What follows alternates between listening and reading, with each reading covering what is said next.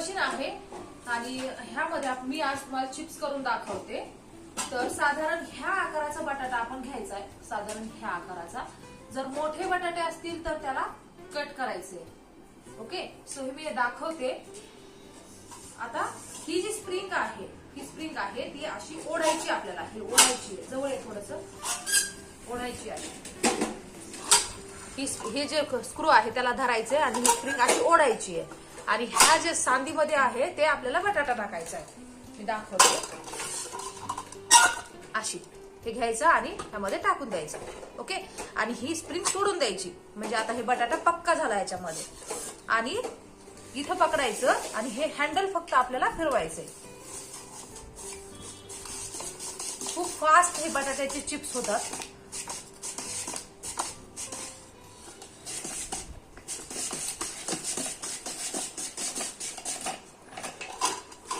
इतक्या लवकर, इतक्या प्रमाणात फक्त एका बटाट्याचे चिप्स आहेत हे सारखं।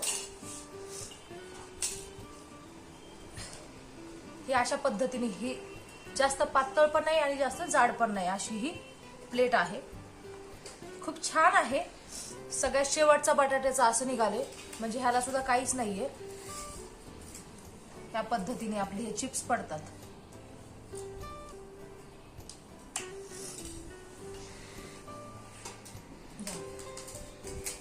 तर ही 60 किलो बटाटे आहेत आणि 60 किलो बटाट्याला आता जवळजवळ मला 1 ते 1.5 तास लागेल ह्या मशीनवरती चिप्स करायला।